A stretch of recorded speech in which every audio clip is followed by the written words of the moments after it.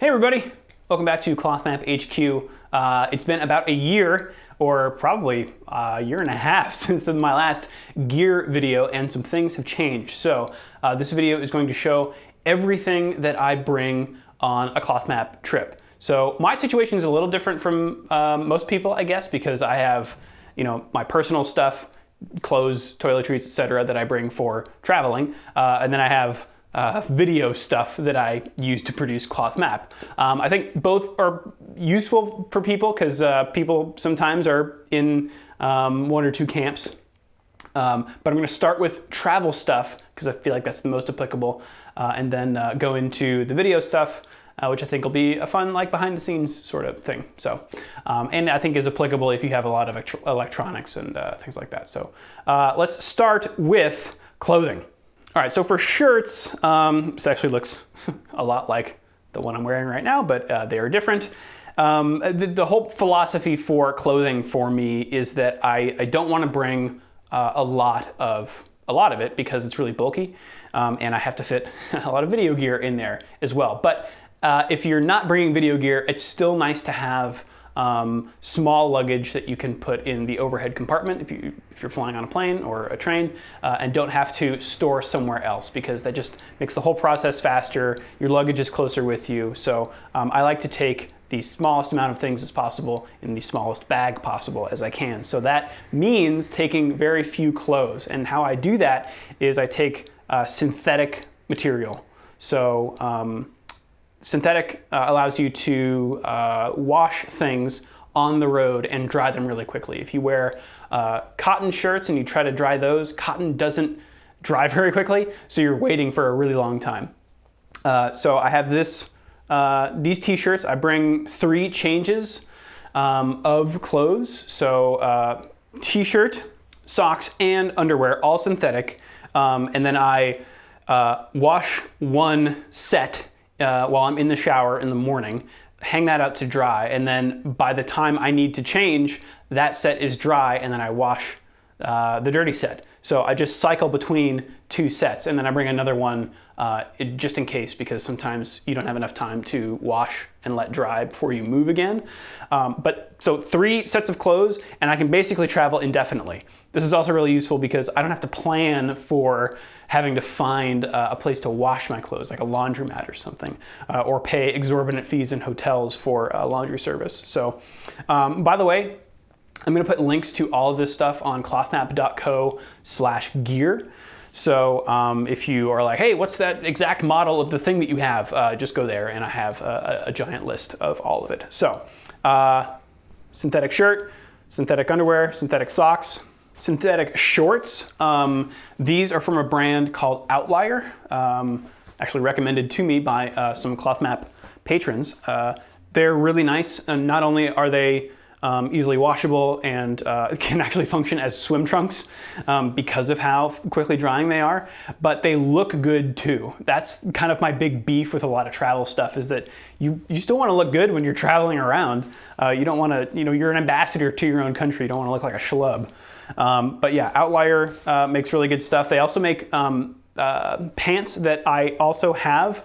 I probably won't be taking the Outlier pants with me on this trip just because I like my jeans too much, and I'm only going to be traveling around for a week before I then skip over to meet with my family, and from there I'm probably gonna do a load of laundry in the hotel that we have. So this also is just a regular old button-down collared shirt, nothing special. Not gonna wash this every time, but I'm gonna wear my synthetic shirt underneath it in case I go out to somewhere nice. I'd like to bring stuff that can withstand a little wrinkliness. Most places do have irons, but yeah, just in case. Also, a good tip is to hang up your shirt while you're showering, because the steam from hang the shirt in the bathroom with you, so the steam will kind of help with the wrinkles. So yeah, I always tend to bring at least one nice shirt to, in case I am meeting somebody important, or am going out for a meetup or something nice. So yes, regular old shirt for that. Cold weather gear. I am going to Oslo after all. I think the weather's actually supposed to be fairly nice there, but still, I have cold weather stuff just in case. Your standard beanie, which I got this one from Muji.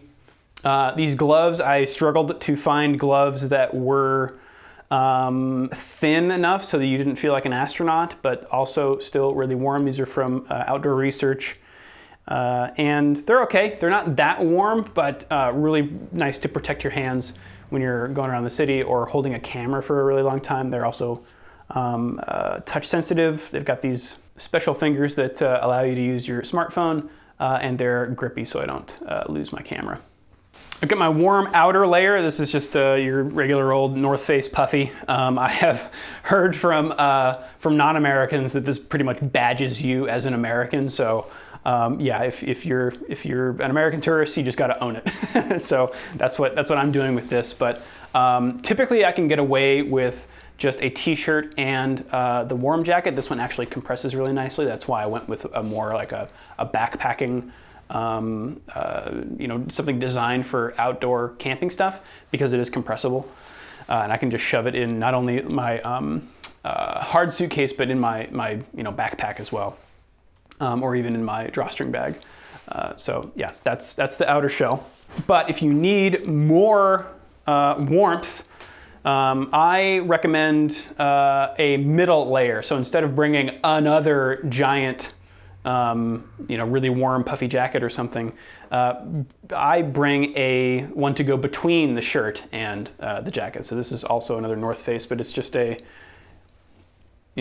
one of these, a quarter zip or whatever you call it, just to add one more layer and keep it warm.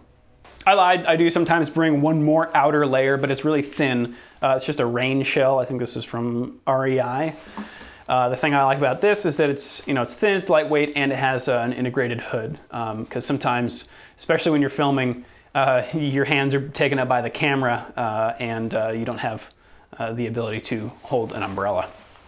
And finally, for clothing, some nice boots. These are Echoes, I believe, yes. And you want something sturdy, you want something stylish, and relatively waterproof, because if you're going to be traipsing around the jungles of Chernobyl, you want to be able to go kind of all terrain. So yeah, I like Echoes. They're not too expensive, and they do the job. Also bring an umbrella. It's impossible to use while you're filming, but sometimes it's really coming down, and it's just nice to have in your pack for those days when you're not really sure what the weather is going to do. This one's nice and small and compact. It's by a company called Lewis & Clark, and I think I just got it on Amazon for pretty cheap. Okay, continuing on things that go on your body, we're going to transition here into more of the travel-specific stuff.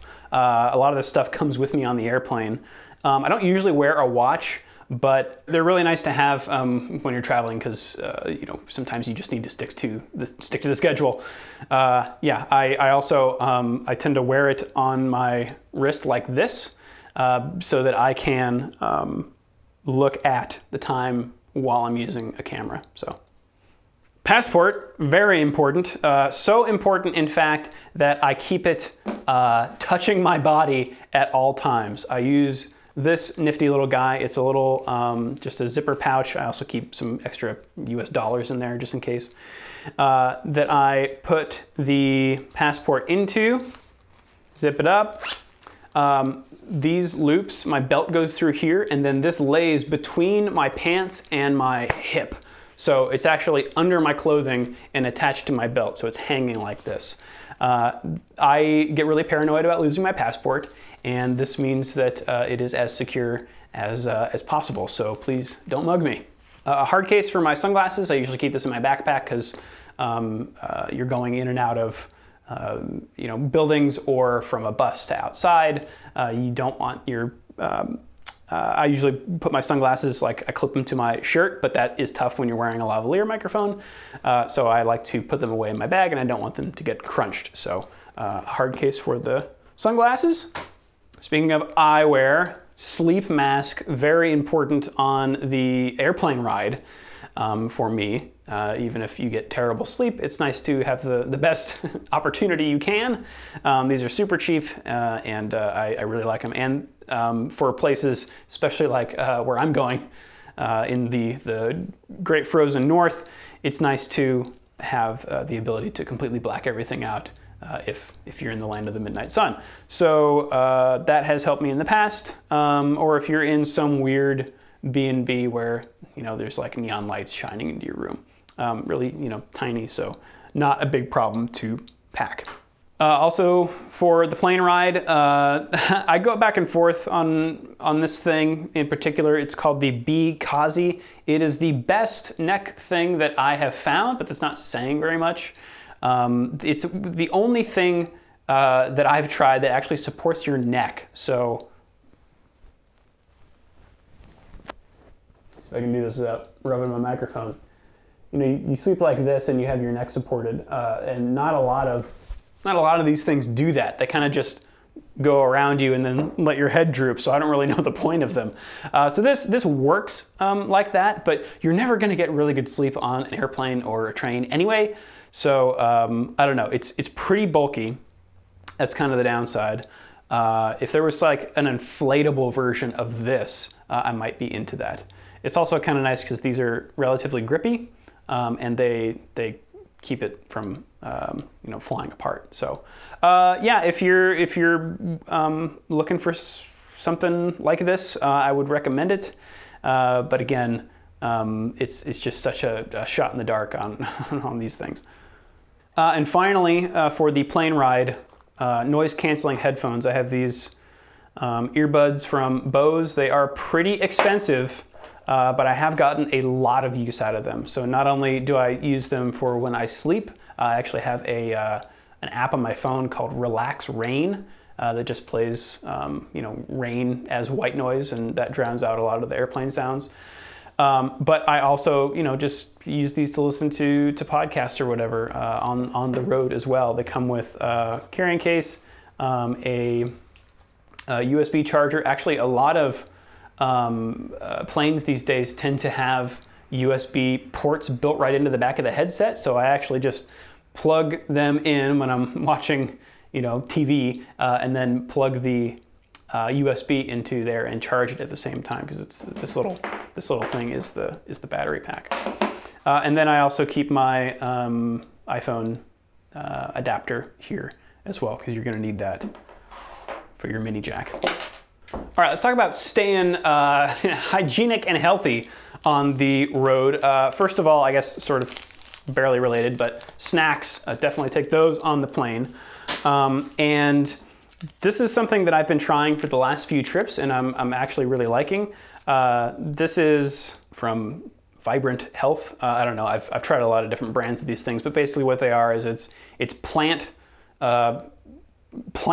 matter, freeze-dried or something, and put into a little packet. So it's sometimes really, really difficult to get enough like greens and vitamins and stuff while you're on the road. A lot of hotels don't have great food beyond the complimentary breakfast.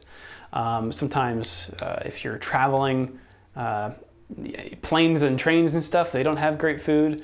Or if you're in a place that just is unfamiliar and it's tough to find stuff.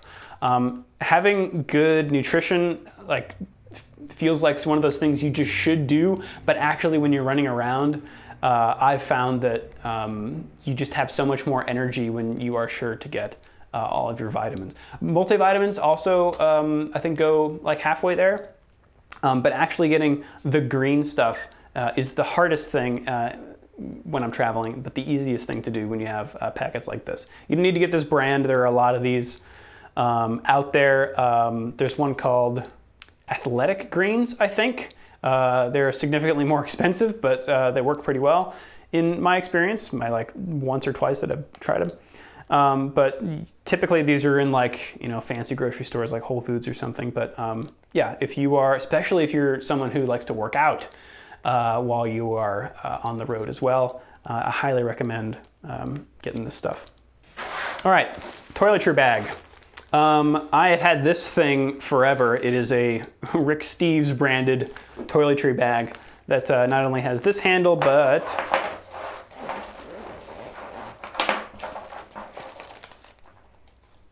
has this cool thing. So you can actually hang this from, a door or, a towel rack or anything. So it doesn't take up any counter space. And it's got all my toiletries in it. And it's even got a cool mirror so you can, apply your makeup.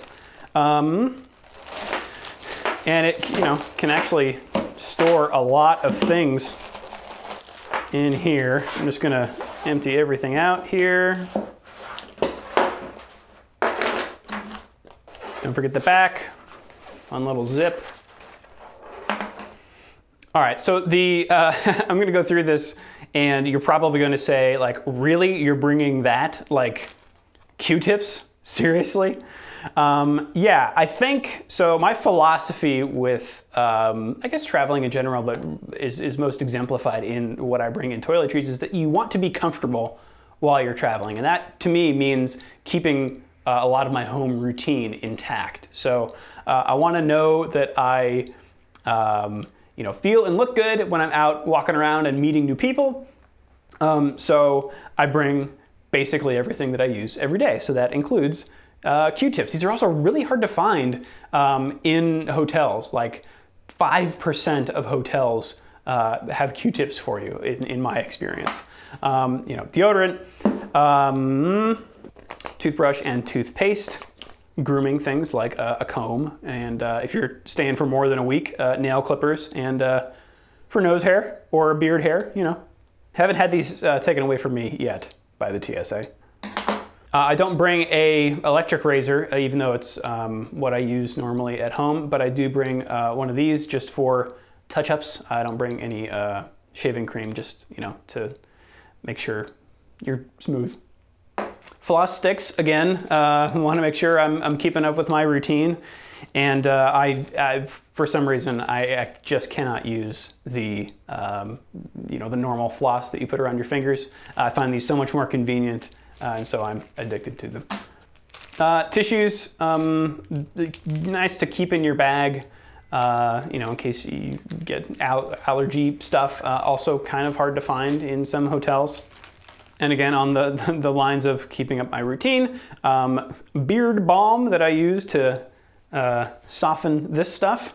My hair product, this is a smoothing oil. I'm on camera a lot, so I gotta look good. Facial cream, this also has a 15 SPF in there as well. And this stuff, first of all, this I think is called a goo tube. It's like a silicone container with a cap. So far, none of these have leaked on me.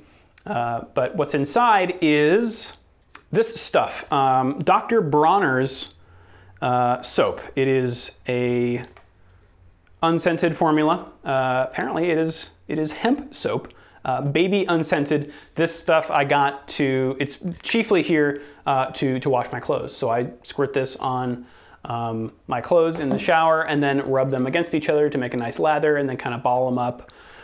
It's not hard on material, so I've been using them on the same shirts for ClothMap's entire existence, and they haven't broken down yet. So it's really good for that, and it's like multi-purpose for your face or your hair or anything in a pinch. So if you get someplace, you'll notice that I don't have shampoo or conditioner, and that's because hotels and B&Bs even usually bring that stuff. I probably could squeeze it in here in some tubes like this. I sort of have the room, but yeah, I don't feel like it's really needed. And if you discover that you do need it, you can go out and buy it, and that's kind of you can make that a fun excursion. You're not going to the moon. You're going to a place where other humans exist, and they all have the same basic needs. So shampoo and conditioner will be available for you. But soap specifically to wash your weird synthetic clothes, not always available. So that's what I use. Also, I keep in here earplugs. Sometimes weird B&Bs or hotels can be loud. So these are just cheap foam earplugs in a little Ziploc bag that I keep around just in case. Okay, related to toiletries, but I keep all of these, my meds, in a separate bag that I usually take with me in my backpack. So this rest of this stuff gets packed in my like my hard case, but this goes with me in my backpack, either on the plane or in my drawstring bag when I'm walking around. Because you want to have things like pain medication, sunscreen stick, and a lot of this other stuff with you when you are away from your hotel. So let's get into it. A lot of this stuff is commonly available as well when you are abroad, like ibuprofen or any other painkiller. But when you're sick, you really don't want to go and find stuff. So that's why I bring a lot of this stuff with me. So these fun little travel size things I've gotten from pharmacies like CVS. So I've got ibuprofen here, Pepto-Bismol, a lot of stomach stuff because that's the first thing to go when your body gets confused about where you are. So Pepto-Bismol and the nuclear option Imodium. With I have written on here, it's kind of faded a little bit over the years, but I have the dosage on there as well. Phenylephrine, I think is how you say it, is a nasal decongestant. Sometimes you get stuffed up and that can make airplane rides uncomfortable. Allergy medication, I think this is just like the generic over-the-counter stuff.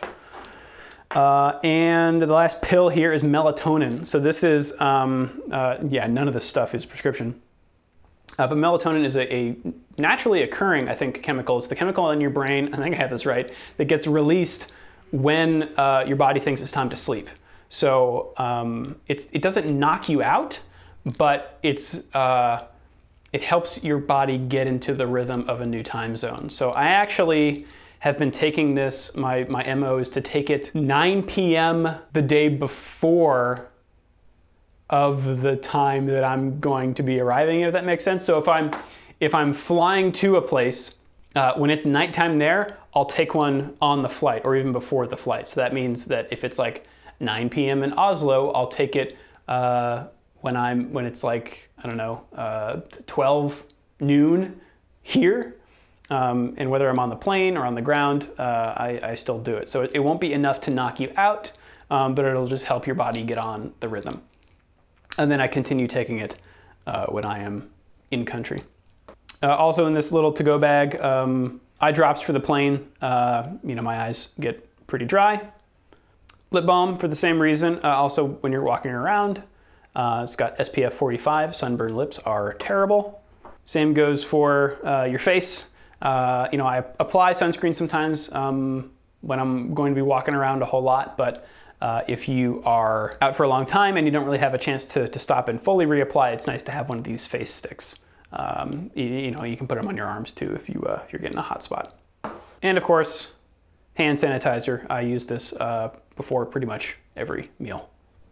And I should mention, I keep all of the liquid stuff, even though these little silicone tubes tend not to leak. I like to just be sure and keep the leaky stuff in a Ziploc bag. Also, it makes it easy when you are packing, leave your toiletry bag on the top of the suitcase or on top of all of your stuff. So it goes in last. And then I leave this bag most accessible. So if they really want to get in my bag, all I have to do is just open it up, pull this thing out, and here is all my liquids. Or you can do the same thing and just throw these into the bin, right? Every airport, it seems, has a different policy, so you want to make things as seamless as possible. I wanted to share this. I got this in Mongolia, the tiniest tube of toothpaste I have ever seen. All right, before we get into production gear, I did want to talk a little bit about personal electronics. So first of all, if you're going to charge anything, you need power adapters. These things are relatively cheap, although you want to make sure you get a high quality one, so look at reviews. They pop out. And these are also surge protectors, which is cool because sometimes electricity is not always the most steady and reliable thing. But I typically only really use one of these. It would be terrible to have to bring like, you know, a dozen of these if you had a bunch of different pieces of electronics that you needed to charge. So what I do is I bring two of them, just one for a backup, and then one of these. So this is a USB power strip, essentially. It's got 6 ports, and then I just, you know, plug this into one of these things and I can charge 6 devices. Super cool. Really compact, made by Anker, which I've had a lot of good things to say about.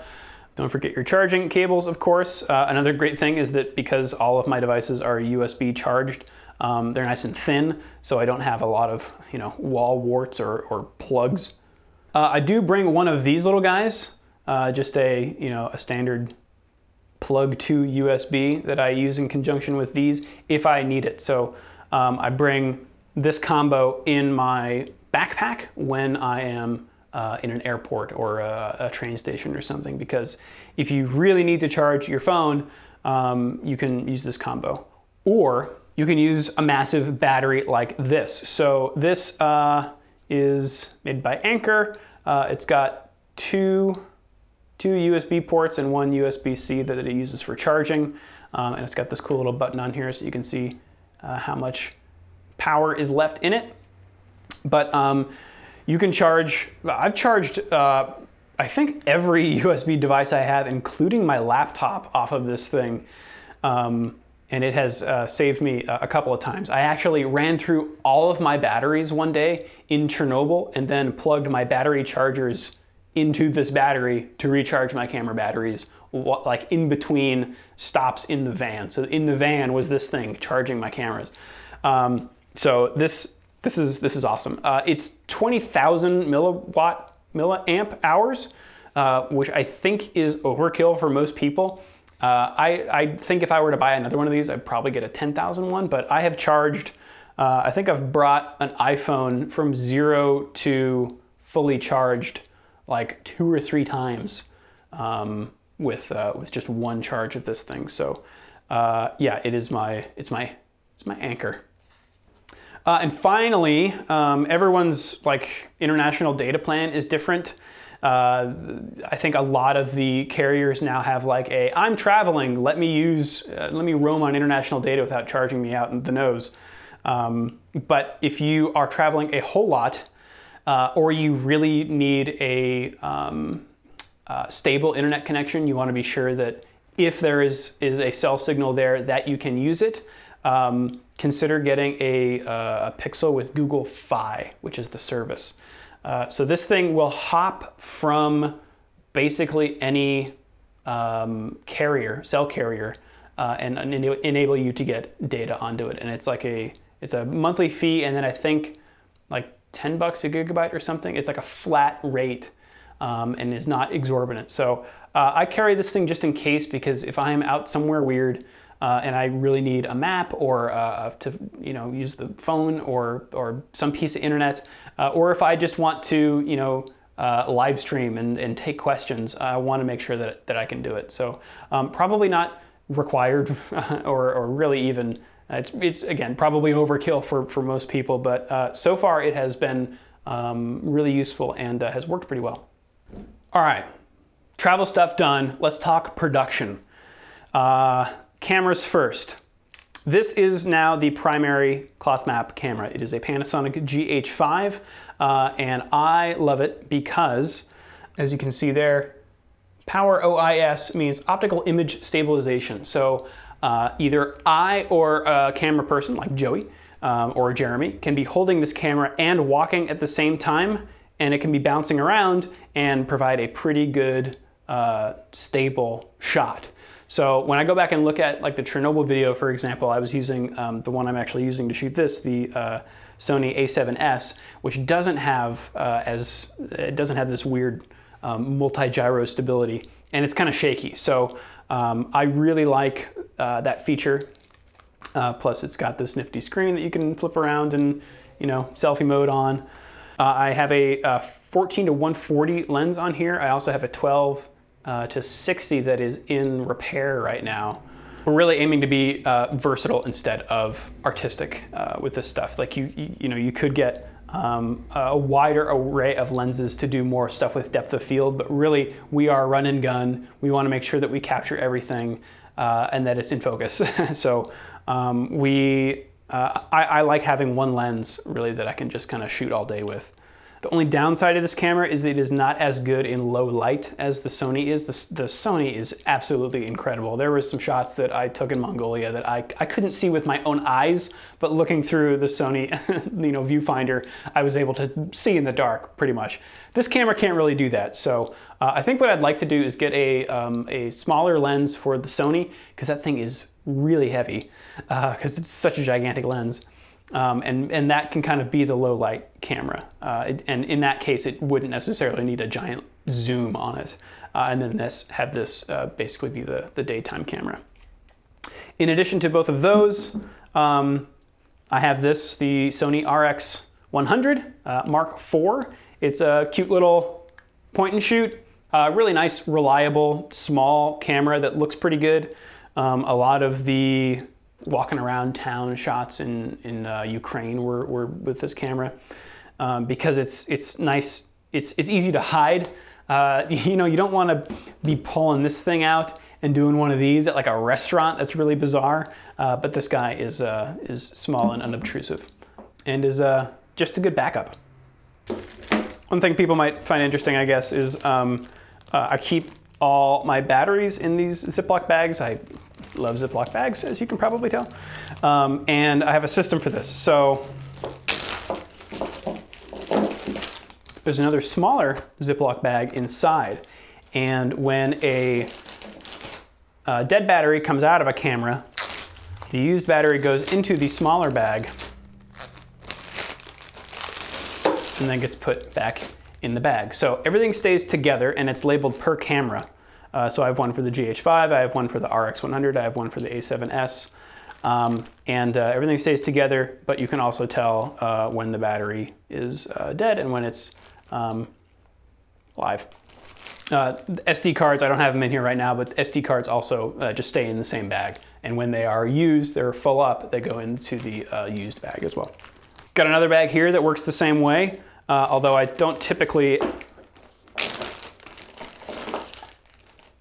bring this out in the field with me. This stays back at home base in the hotel or something. It is the charger for all of these Eneloop rechargeable batteries. I've got AA's and AAA's in here, and you can see the smaller bag that the used ones go into. But the AA's I use for my audio recorders, and the AAA's I use for my boom microphones. So yeah, I swap these in and out all the time. This charger, in particular, the Panasonic one, charges each battery individually. So I have another one, I think it's made by Sanyo, and it requires you to have 2 batteries in there for it to charge either of them, which is kind of weird. So this has become my travel charger. You will notice that it is not USB powered, so I either have to charge it or all my electronics, or just use the second one of my wall adapters for it, but usually not a problem. It does get kind of awkward with these sometimes, because you're plugging it in like that, and then if you plug it into the wall, sometimes it can fall out. Your plugs are not, they don't hold very well. So typically what I have to do is, like, you plug it into a wall, you get something to sit underneath it so that it doesn't, fall out. Speaking of microphones and audio recorders, this is my audio bag.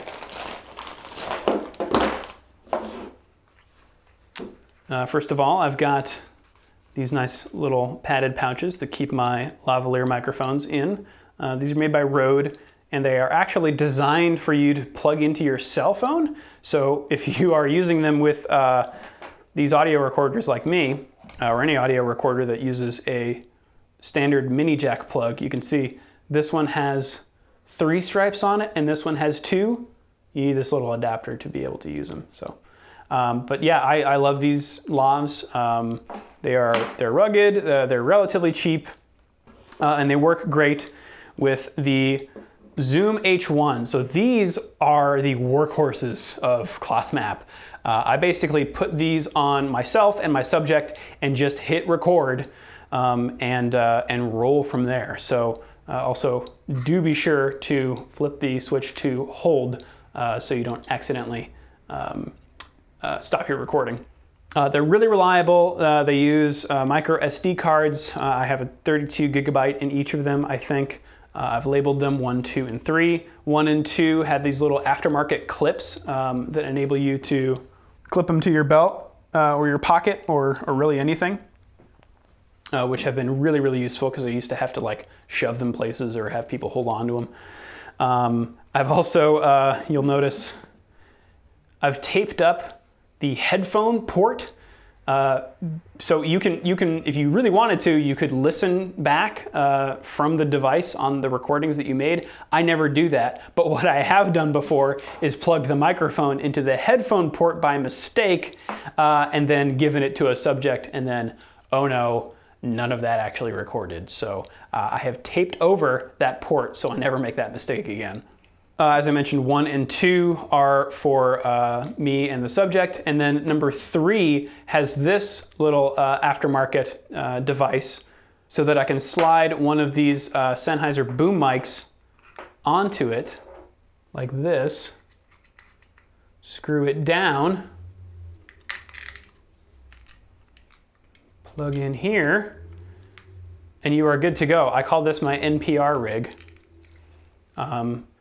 And it is basically a handheld boom mic. So if there are a lot of people around, or I am jumping around and just trying to talk to individual people and it's chaotic or whatever, or like a table, like a group interview, all I do is just do that and then kind of do one of these, and it totally works. And then another one, same model, goes on the shoe of a camera. When you're shooting audio, it pays to be redundant. So to recap, I guess, I've got a pocket recorder and a lav mic on the subject and myself. Sometimes I will also have the NPR rig if there are multiple people, or just as a backup. And then also boom mic on the camera. So three potential sources of audio to capture everything and provide backups in case one of the sources fails. All right, camera accessories. I bring these little chargers with me, labeled per camera. They're by a company called Wasabi Power, which makes third-party batteries for cameras. I don't really like their batteries. I like their chargers because they have the ability to charge 2 batteries at the same time, but their batteries don't last very long in my experience. So I would recommend getting the official batteries, even though they are much more expensive, but not something you really want to skimp on. I've also had problems with the GH5 specifically not accepting Wasabi batteries. It says something like, this battery cannot be used, please use an official one. So yeah, batteries, very important. Each one of these things just uses a micro USB cable to charge, which is convenient. Microfiber cloth to clean your lens. Your handy dandy jobby, I call them jobies. Bendy tripods. I don't actually use them as tripods. I really just kind of, bolt a camera up there and use them to kind of alleviate back pressure, because if you think about it, when you're holding a camera like this, you're really kind of clenched up like that. So when you bolt a camera onto it like this, it allows you to just be a little more flexible with how you hold it. And it's a little more natural, so it relieves a lot of that clenching back muscle fatigue. And you can kind of sling it over your shoulder like that. It does make it heavier, but that helps honestly with a lot of the jostling. By the way, I love that the Joby mount has this little thing that just pops out and allows you to tighten the screw on the plate. Sometimes this is just like a screw and you have to use like a coin or something. You don't always have a coin on you, so why doesn't everyone just include this little flip out thing? It should be a law. One thing I will say about these things is that the TSA, and in other countries as well, airport security does not like these things. I think they think that they can be used as bludgeons. So I tend to put them in my not my backpack, but in the overhead compartment bag, the hard case. And finally, something that's probably only really applicable to extreme camera / video nerds, is this thing, a variable ND filter. So an ND filter is what goes onto your lens when you need to shoot outside. You can close down the iris of a camera to restrict the amount of light coming in instead, but that's going to change your depth of field, because if you close it all the way down, then you're not going to get that nice blurring out of the background. Everything is going to be kind of all in the same level of focus. So to be able to have that depth of field but not blow out your shot, you use an ND filter. And the variable part comes in. Let's see if I can demonstrate this, because there are different levels of ND filter. Like you could put on a strong, medium, or soft one, but a variable one allows you to just have one thing that goes on your lens, and then you can see here it gets light or dark as I twist the outside ring. So when I go from inside to outside or outside to inside, that's when I twist this thing, and then I'm good. I don't have to take it on or off. Even when I'm inside, I just leave this thing on, turned all the way down. Yeah, really, really handy. But the most important thing, the red folder. It is currently empty because I haven't filled it up yet, but generally this thing, into it goes all of my confirmations for hotels, for flights, the itinerary I make in a spreadsheet, every single confirmation document I could ever possibly need to prove somebody, yes, indeed, I do have I do have a booking with you. If you are going to a place with a visa, all the visa documents go in here. Basically every official piece of paper that I need, and it comes with me in my backpack, so that it is easily accessible. Now, what does all this go into? First of all, this is my backpack. This is what I take with me. I put under the seat in front of me on airplanes. It sometimes comes with me out when I'm shooting in the field. If I need to bring a lot of different gear, if I'm going to multiple locations, or if I don't know what to expect, then I bring all my video gear. This one is by Peak Design. It is I believe it's a 30 liter. And these bags are, they're well made. They're really expensive, and I think they're, again, probably overkill for the normal person. They are really versatile though. So as you can see in here, they have these adjustable shelves. The front and back of this thing are Velcro.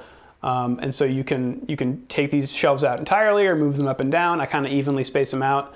And then I disassembled the big cameras so that I have the body and the lens separate, and I put them in here to keep them with me so they don't, if I have to check my bag, I don't want my cameras going into the hold.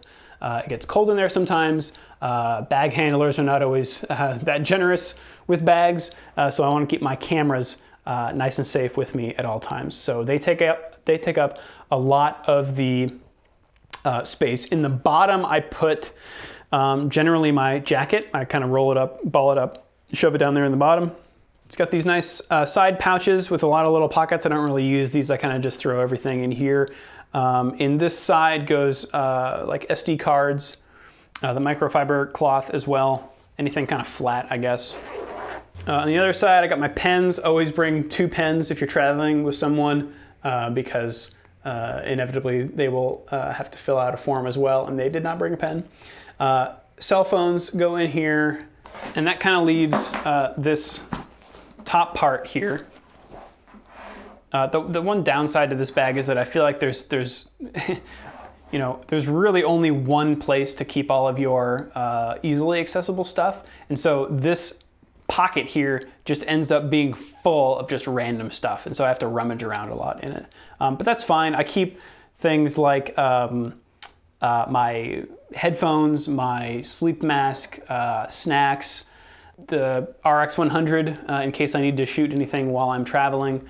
and its batteries. If I'm out in the field, that's where I also keep all the camera batteries and stuff, because you need to get that stuff. If a battery runs out, you need to change it really quickly. So this is my easily accessible pouch.